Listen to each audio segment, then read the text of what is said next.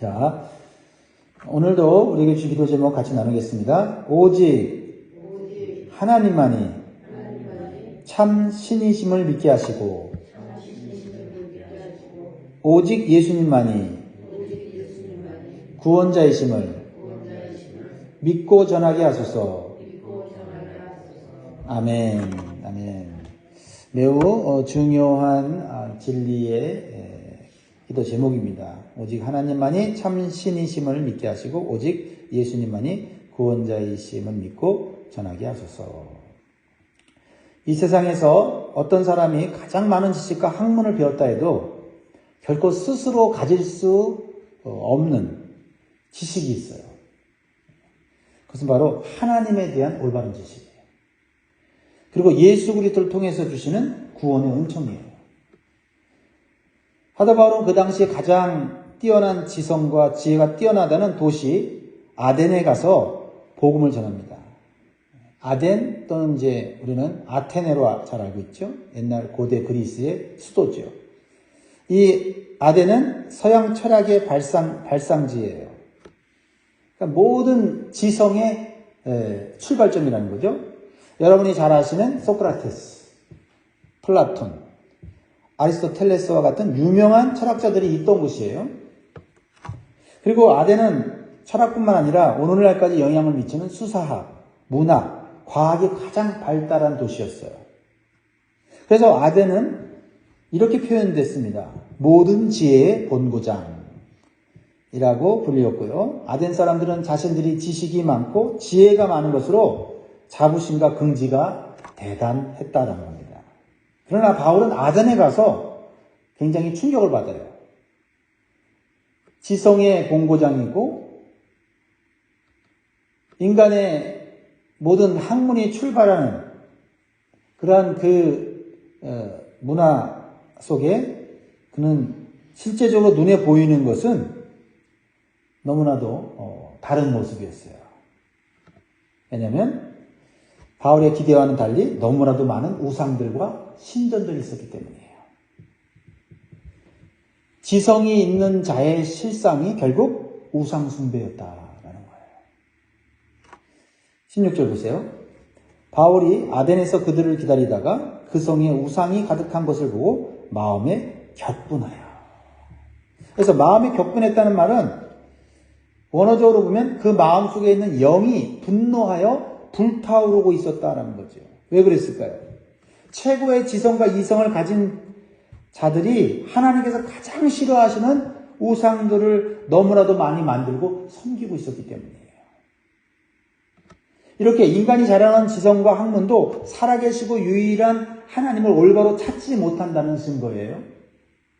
오히려 영이신 하나님을 분노케 하는 어리석은 행동을 하게 했다라는 것입니다. 그러나 세상적으로 지식과 학문이 부족해도 구원받은 성도의 영혼은 하나님을 올바로 인식하고 하나님을 경외하며 하나님을 예배할 줄 알기에 영원히 복받은 존재라는 것을 기억하시고 감사하시기 바라요. 아무리 학문이 많고 지식이 많고 정말 누구보다 뛰어난 재능을 가졌다는 자들도 스스로 하나님을 올바로 알 수 없다. 근데 우리가 그런 하나님을 부족함에도 불구하고 알게 되고 믿게 되고 그 영이신 하나님과 교통하며 살게 됐다고 하는 것, 이것은 보통 축복이 아닌 것입니다. 사도 바울은 이 지성과 우상의 도시 아덴에서도 열심히 최선을 다해서 복음을 전해요. 유대인의 회당에서 복음을 전하고 길거리에서도 복음을 전합니다. 17절 회당에서는 유대인과 경건한 사람들과 또 장터에서는 날마다 만나는 사람들과 변론하니. 우리는 사도 바울의 이러한 모습을 배워야 합니다. 예수 믿고 구원받은 이 복된 이 삶을 자기만 누리는 것이 아니라 다른 사람들에게 알리고 싶은 이 열정, 영혼을 사랑하는 마음, 영혼을 불쌍히 여기는 마음, 영혼을 안타깝게 여기는 마음, 우리가 가져야 될지 믿습니다. 예수님을 믿는 성도들은요, 세상에 뛰어난 지성인들도 알지 못하는 구원의 복음을 먼저 받은 것을 귀하게 여겨야 돼요. 그리고 당당하게 복음을 전할 수 있어야 돼요. 왜요? 세상 사람들이 아무리 박사를 몇 개 갖고 있어도 하나님을 올바로 알지 못하고 그 영이 죽어 있으면 그것은 험한 인생을 살 수밖에 없고 멸망으로 갈 수밖에 없기 때문에 우리는 우리에게 주신 이 복음을 자랑스럽게 여겨야 돼요. 그렇죠? 그리고 지식 있는 자들, 학문 있는 자들 앞에서 우리가 기죽을 필요가 없어요. 우리는 그보다 더 높은 영적인 지식, 생명을 살리는 그런 영적인 지식을, 그런 구원의 복음을 갖고 있다라는 것을 항상 마음속에 감사하시면서 전할 기회를 삼으시기 바랍니다. 사도 바울이 전한 복음의 메시지는 분명했어요. 메시지가 분명해야 돼요. 그건 뭐냐? 예수 그리스도의 십자가의 죽으심과 부활입니다. 그런데 그렇게 똑똑한 지성인이고 많은 신들을 섬기는 아덴 사람들은 이러한 이 복음의 진리를 한 번도 듣지 못한 새로운 것이라고 여겼어요. 정말 우리가 받은 십자가의 죽으심과 부활은 새로운 거예요. 이거는 정말 놀라운 하나님의 은혜의 복음입니다. 18절 같이 읽습니다. 시작. 어떤 에피쿠로스와 스토아 철학자들도 바울과 쟁론할세 어떤 사람은 이르되 이 말쟁이가 무슨 말을 하고자 하느냐 하고 어떤 사람은 이르되 이방신들을 전하는 사람인가 보다 하니 이는 바울이 예수와 부활을 전하기 때문이로라. 사도 바울을 말쟁이라고 이렇게 낮춰 불렀죠. 그리고 이방신들을 전하는 사람인가 이렇게 생각했다는 거죠. 왜냐하면 바울이 전한 복음이 예수와 부활이기 때문이다 라는 거죠. 이렇게 세상은요 예수와 부활의 복음을 전혀 깨닫지 못하고 있다라는 거죠. 여기서 보면 아덴의 철학 사상가들, 철학자들을 크게 두 개로 나누고 있는 걸 보겠는데 하나는 에피쿠로스, 하나는 스토아라고 말하고 있죠. 에피쿠로스 학파와 스토아 학파가 있는데 에피쿠로스 학파는 쾌락을 중시해요. 그래서 내일 죽을지 모르니 오늘 실컷 먹고 마시자. 뭐 대단한 철학을 하는 것 같은데 대단한 지식을 가지고 있는데 결론이 뭐냐면 내일 죽을지도 모르니 오늘 먹고 마시자. 이게 철학이라는 거예요. 이게 세상에 어떤 지성인들이 말하는 결론이라는 거죠. 그래서 육체만을 위해서 사는 거예요. 그러니까 이게 우리가 보통 철학을 모르는 사람들이 육체를 위해서 살며 야 내일은 없으니 오늘 내가 있는 돈 다 쓰고 마음대로 먹고 마시면서 즐기고 뭐 결혼도 할 필요 없이 나 홀로 좀 멋지게 살자. 이게 다 이런 철학에서 나오는 거예요. 지성에서 나오는 겁니다. 또 이제 신은 멀리 떨어져 있어 갖고 이 세상 사람들에게는 관심이 없다. 그래서 인간이 스스로 알아서 살아가는 거예요. 그런 철학 사상에 의해서 사람들이 이렇게 타락한 삶을 사는 겁니다. 반면 스토아 학파는 이성을 중시해. 이성. 영적인 것, 이런 신비로운 것, 뭐 이런 거 추구하잖아요. 이성과 금욕적인 삶, 도덕적인 삶. 그러니까 인간이 세워놓은 기준에 의해서 그냥 도덕적으로 살면 잘 사는 거다. 그런 사람들 있죠. 그러니까 우리가 볼 때 이 사람들은 이 세상에서 착한 사람들이야. 그렇죠? 네. 하지만 하나님을 알지 못한다면 그것처럼 사실 큰 죄가 없어요. 하나님이 나를 만들었고 우리를 만들었고 세상 사람들을 만들었는데 하나님 모르면서 착하게 산다? 그거 정말 하나님 보시기에는 큰 죄입니다. 아버지가 나를 낳았는데 아버지가 나를 낳았는지 몰라. 아니 또 인정하지 않아. 근데 아버지한테 그냥 잘해. 아버지가 기뻐할까요? 아니잖아요. 그거는 불효죠. 이 스토아파는 만물 속에 신이 있다고 하는 범신론을 믿었어요. 결국은 이제 뭐 이거는 어떻게 흐르겠어요? 만물 속에 신이 있다 그러면 인간도 신이 될 수 있다. 이렇게 되는 거예요. 이게 다 굉장히 뭐 깊이 연구한 것 같지만 결국은 하나님을 대적하는 그런 사상에 불과한 거예요. 인간이 교만해져서 말이죠. 바벨탑을 쌓는 거죠. 이러한 철학 사상은 오늘날 현대 문명이 발달한 이 세상에서도 그대로 나타나고 있는 현상이에요. 예전이나 지금과 똑같습니다. 과학 문명의 발달을 자랑하고 물질이 최고의 신이라고 하는 착각 속에서 쾌락을 즐기고 수많은 우상들과 사이비 종교들을 만들어서 참되신 하나님을 멀리하고 살아가게 만드는 사단의 전략에 불과한 거예요. 자, 바울이 전하는 복음이 새롭기도 하고 이상하게도 들린 이 아덴 사람들이 바울의 복음을 듣고 싶은 마음이 들어요. 말씀을 듣고 싶어 한다는 것은 좋은 현상이에요. 그러나 단순히 관심이나 호기심에서 끝나서는 결코 구원받을 수가 없거든요. 그래서 이 아덴 사람들은 아덴의 유명한 아레오바고라고 하는 광장으로 바울을 데리고 가요. 가서 좀 이 바울이 전하는 이 복음이 뭔지 좀 듣고 싶은 거예요. 새롭고 좀 이상한 거니까.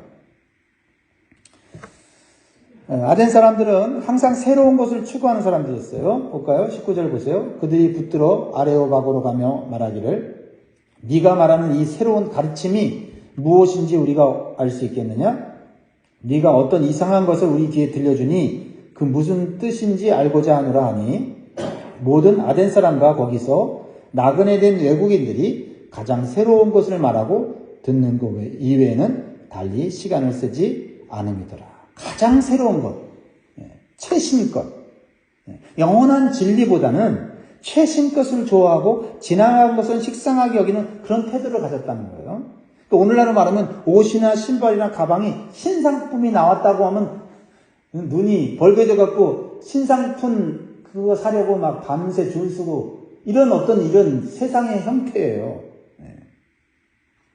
그러니까 지금 쓰고 있는 거는 지루하다고 하면서 쉽게 버리고 살아가는 생활 방식이죠. 그런 생활 방식에 상업주의가 맞물려서 그렇죠. 사실 우리도 거기에 물들어 있지 않습니까? 핸드폰도 한 1, 2년 쓰면 지겨웠고 또 핸드폰도 1, 2년 지나면 또 배터리가 약해지고 망가지게 만들어요 또. 그래서 자꾸 새로운 것을 추구하고 그래서 절대적인 진리에 대한 어떤 이 마음을 잃어버리게 하는 거예요. 하나님의 말씀은 예전이나 지금이나 영원토록 변함이 없는데 그럼 자꾸 새로운 것에 이렇게 집착하게 하고 옛날 건 나쁜 것이고 막 이렇게 우리의 마음들을 세상을 바꿔놓고 있단 말이죠. 그래서 이러한 생활 방식을 가진 사람들에게 절대적인 진리인 십자가와 부활의 복음을 전한다는 것은 쉽지 않아요. 그러나 바울은 복음의 본질을 놓치지 않으면서도 복음을 전하는 방식을 새롭게 해서 그들을 지혜롭게 복음을 깨닫게 해줘요. 그렇습니다. 우리가 복음의 본질을 전하지 않은 채 복음의 방식만 추구해서 사람들이 좋아하는 입맛에 맞는 얘기만 하는 거는 절대 그 사람들에게 복음을 전하는 게 아니에요. 복음의 본질, 십자가와 부활의 이 메시지를 전해야 되거든요. 그러나 그것을 효과적으로 전하기 위해서 때로는 사람들에게 맞춰서 그 사람들이 관심 가질 수 있는 접촉점을 갖는 것은 중요하다. 그래서 바울은요, 아덴 사람들의 종교성을 칭찬했어요. 사실 칭찬한 건 아니에요. 그들이 그냥 너무나 많은 신들과 우상들을 섬기니까 종교심이 좋잖아요. 당신들은 종교심이 많네요. 신들을 그렇게 섬기는 그런 신앙심이 좋네요. 이렇게 사실 칭찬을 한 거예요. 그 사람들의 귀를 열어주고 마음을 열어주려고. 그러면서 무슨 얘기를 하냐면 당신들이 섬기는 신들 중에 알지 못하는 신이 있대요.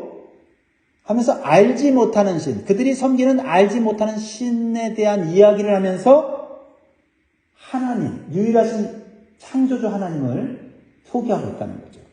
자, 보세요. 22절 보세요. 바울이 아레오바고 가운데 서서 말하되 아덴 사람들아 너희를 보니 범사에 종교심이 많도다. 내가 두루다니며 너희가 위하는 것들을 보다가 알지 못하는 신에게라고 새긴 단도 보았으니 그런즉 너희가 알지 못하고 위하는 그것을 내가 너희에게 알게 하리라. 여러분, 아덴 사람들은요, BC 6세기경에 전염병으로 인해서 큰 고통을 당했어요. 우리도 전염병으로 온 세계가 지금 고통을 당했는데, 그러니까 전염병은 인간의 힘으로 감당할 수 없다는 것을 느끼는 절망적인 그런 재앙 아닙니까? 근데 전염병이 지나가자 이 아덴 사람들이 신들에게 감사 제사를 드렸어요. 그러니까 전염병이 얼마나 무서우면 막 모든 신에게 감사 제사를 드린 거예요. 근데 마음속에 두려움이 있는 거예요. 혹시 감사하지 못한 신은 없나? 감사하지 못한 신, 우리는 알지 못하지만 혹시 우리에게 재앙을 내릴 수 있는 신이 있지 않은가? 이런 두려운 마음으로 신의 이름은 모르니까 알지 못하는 신, 이렇게 하고 제단을 쌓고 거기서 제사를 드렸다는 거예요. 인간이 얼마나 어리석습니까? 인간이 자신의 지성을 자랑하지만 두려움 하나 극복하지 못하는 연약한 존재라는 걸 보여주는 거예요. 그리고 두려움을 극복하려고 알지 못하는 신의 제단을 만들어서 섬기면서 우리의 지성을 자랑하는 거야. 우리가 이렇게까지 우리의 삶의 문제를 해결할 수 있는 존재다. 말이 안 되는 거죠, 오히려. 사도 바울은 여기서 지혜를 얻어서 그들이 진짜 알지 못하고 두려워해야 하는 신이 있는데 그게 바로 하나님입니다. 이렇게 가르치는 거예요. 우리는 오늘 사도 바울의 전도 메시지를 통해서 우리가 무엇을 믿고 무엇을 전해야 되는지 분명히 깨닫기를 바랍니다. 첫 번째 사도 바울은요, 하나님은 천지를 창조하신 분임을 강조해요. 창조주 하나님, 이게 첫 번째예요. 그리고 이 창조주 하나님은 멀리 계신 게 아니라 이 세상을 통치하고 계시다. 통치자이신 하나님이에요. 24절 보세요. 우주와 그 가운데 있는 만물을 주신 하나님께서는 천지의 주제시니 손으로 지은 전에 계시지 아니하시고. 그러니까 우리가 신앙생활에 중요한 이 복음의 출발점은 창조주 하나님이에요. 두 번째로는요, 하나님은 부족한 것이 없으시며 인간에게 생명과 호흡을 주신 분입니다. 생명의 주관자라는 거예요. 그렇죠? 사람들한테 물어보세요. 당신 태어날 거 결정하셨어요? 그럼 당신 죽을 거 결정하셨어요? 그러면 당신 생명 당신 거 아니네. 당신 거는 분명히 아니에요. 그러면서 생명을 주시고 호흡을 주시는 분은 바로 하나님이신 것을 전했다는 거죠. 그리고 하나님은 부족한 것이 없는 분이에요. 그래서 사람이 막 이렇게 제사 드리고 막 신전을 지어서 하나님 앞에 바쳐야만 하나님이 되는 게 아니에요. 이방인은 이렇게 생각했어요. 근데 실질적으로 하나님은 다 가진 분이에요. 하나님 거예요. 하나님, 우리가 섬기지 않으면 하나님은 스스로 만족하시는 분이에요. 하나님의 자기 충족성이라고 해요. 자, 25절 보세요. 또 무엇이 부족한 것처럼 사람의 손으로 섬김을 받으시는 것이 아니니 이는 만민에게 생명과 호흡과 만물을 친히 주시는 이십니다. 하나님을 올바로 안다는 것은 너무나도 큰 축복이에요. 세 번째로는요, 하나님은 역사의 주관자이시며 인간의 삶 속에서 하나님을 체험할 수 있게 하시는 분이다. 26절, 27절 보세요. 인류의 모든 족속을 한 혈통으로 만드사 온 땅에 살게 하시고 그들의 연대를 정하시며 거주의 경계를 한정하셨으니 27절 같이 읽습니다. 시작. 이는 사람으로 혹 하나님을 더듬어 찾아 발견하게 하려 하심이로되 그는 우리 각 사람에서 멀리 계시지 아니하도다. 그러니까 하나님은 멀리 계시거나 숨어서 인간들이 찾는데도 못 찾게 일부러 그렇게 인간들을 멀리하는 분이 아니다는 거예요. 얼마든지 인간들이 하나님을 찾으려고 열린 마음을 가지면 자연을 통해서도 만물을 통해서도 이런 어떤 하나님의 역사를 통해서 우리는 알 수 있다는 거예요. 봄, 가을, 겨울 이거 하나님 정하신 거 아니에요? 그렇죠? 그렇죠? 그들의 연대를 정하시며 거주의 경계를 한정하셨다. 그러니까 우리의 삶 가운데 하나님의 손길이 세밀하게 역사하고 있기 때문에 우리가 조금만 마음을 열고 보면 하나님이 도와주셨구나. 하나님이 우리에게 공급해 주시는구나. 하나님이 우리와 함께하는 거 이걸 알 수 있다는 거예요. 알 수 있다는 거예요. 하나님인지 모르니까 그냥 우상 신을 의지하고 우상 신이 자기를 도운 것처럼 착각한다 이 말이에요. 그래서 사도 바울은 아덴의 유명한 시인의 말을 이용해서 인간이 하나님으로부터 창조된 자들인 것을 이렇게 가르쳐줘요. 자, 이렇게 얘기합니다. 아덴의 시인이 이렇게 얘기했거든요. 28절. 우리가 그를 힘입어 살며 기동하며 존재하느니라 너희 시인 중 어떤 사람들의 말과 같이 우리가 그의 소생이라 하니. 29절 같이 읽습니다. 시작. 이와 같이 하나님의 소생이 되었은즉 하나님을 금이나 은이나 돌이나 사람의 기술과 고안으로 새긴 것들과 같이 여길 것이 아니니라. 그러니까 바울은 모든 인간은 그들이 말하는 신에 의해서 생겨났는데 그 신이 바로 하나님이다 는 것을 이 시인의 말을 인용해서 깨닫게 해주세요. 그러니까 인류의 모든 조상은 하나다라고 얘기를 하는 거죠. 바울은 인간이 하나님의 소생으로서 소중한 영적 존재라는 거예요. 하나님으로부터 왔기 때문에, 영이신 하나님으로부터 왔기 때문에 인간은 영적인 존재라는 거예요. 근데 인간보다 못한 돌이나 금이나 은의 우상을 새겨서 섬기는 것은 어리석인 것이고 그런 물질을 신으로 섬겨서는 안 된다는 것을 깨우쳐 주는 거예요. 왜요? 하나님이 인간을 만물보다 귀하게 창조했는데 인간이 인간보다 못한 피조물을 섬기고 있으니 하나님이 얼마나 답답하시겠냐 이렇게 말하는 거예요. 그리고 하나님은 영이시기 때문에 결코 어떤 형상으로 만들 수 없고 어떤 형상이나 그런 모양으로도 하나님의 위대하심을 대체할 수가 없다는 거예요. 우상을 만드는 순간 그걸 하나님이라고 어쨌든 만들어서 섬기는다고 해도 그 우상은 하나님과 대체될 수 없는 아주 하찮은 것이 된다. 그러니까 하나님은 차라리 만들지 말라. 우상 만들지 말라. 이렇게 말씀하신다. 10계명, 1계명, 2계명이 뭐예요? 나 외에 다른 신 있게 하지 말라. 2계명 뭐예요? 하나님의 형상이나 어떤 것을 우상으로 만들지 말라고 말하잖아요. 왜요? 하나님의 영광과 하나님의 그 위대하심이 훼손되기 때문에 그래요. 그만큼 하나님이 위대하신 분이고 영이신 분이기 때문에 인간의 어떤 생각이나 상상으로 만들 수 없다는 거죠.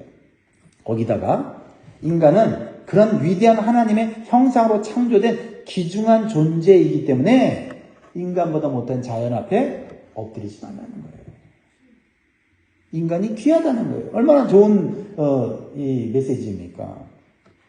그래서 인간이 진정으로 새겨야 될 것은 우상이 아니라 인간의 마음에 뭘 새겨요? 하나님의 거룩한 형상을 새겨야 한다는 겁니다. 오늘 여러분의 마음 가운데 예수 그리스도를 통해서 하나님의 형상이 다시 새롭게 된 줄 믿습니다. 하나님의 형상을 우리가 다시 한번 새롭게 하고 예수님의 성품을 닮아가는 삶으로 완성해 나가야 돼요. 그러면서 이제 바울은 본격적으로 이제 구원의 진리를 선포하는 거예요. 그게 뭐예요? 하나님을 알지 못하고 우상을 섬긴 죄를 회개하라는 거예요. 회개만이 하나님 앞에서 살 길이라는 거예요. 예수님이 이 땅에 오셨을 때 첫 번째로 전한 메시지가 뭐예요? 회개하라, 천국이 가까웠느니라. 죽이려고 하는 게 아니라, 저주하려고 하는 게 아니라 회개해서 살리려고. 그래서 천국 가게 하려고, 영생 얻게 하시려고, 구원 얻게 하시려고 하는 거예요. 회개만이 창조주이시고 심판주이신 하나님을 그동안 거역한 죄를 용서할 수 있는 방법이에요. 유일한 방법이에요. 그래서 30절 중요한 말씀이죠. 알지 못하던 시대에는 하나님이 간과하셨거니와 이제는 어디든지 사람에게 다 명하사 회개하라 하셨습니다. 알지 못하던 시대에는 하나님이 그들의 허물을 용서했다는 게 아니고 하나님이 기다리고 오래 참고 회개할 때까지 참으셨다는 거예요. 그런 은혜의 하나님인데 근데 이제는 하나님 용서하지 않는다는 거예요. 왜요? 확실하게 인간의 죄를 대속해서 죽은 예수 그리스도의 그 복음을 전했는데 그것을 거부하면 이제는 하나님의 심판밖에 남는 것이 없다라고 말하는 거예요. 그렇죠? 인간이 죄 지은 인간이 회개하고 용서받을 수 있는 이유는 예수 그리스도의 대속의 죽음 뿐이신데 그것마저 거절하면 이제는 용서받지 못한다. 그러니까 회개하고 하나님께 돌아와라. 그래서 하나님께서 31절에 뭐라고 말씀하세요? 이는 정하신 사람으로 하여금 천하를 공의로 심판하는 날을 작정하시고 이에 그를 죽은 자 가운데서 다시 살리신 것으로 모든 사람에게 믿을 만한 증거를 주었음이니라 아니라. 그러니까 이 정하신 사람이 누구예요? 죽으시고 부활하신, 십자가에 죽으시고 부활하신 예수님이잖아요. 사람의 몸을 오신 예수님을 이 땅에 보내서 확실하게 하나님의 사랑을 보여주었고 인간의 죄를 사하는 그런 구원의 길을 줬는데 이것마저 거부하면 이렇게 확실한 증거를 줬는데도 거부하면 기회가 없다. 이제 확실하게 이제 바울이 엄중하게 얘기하는 거예요. 왜요?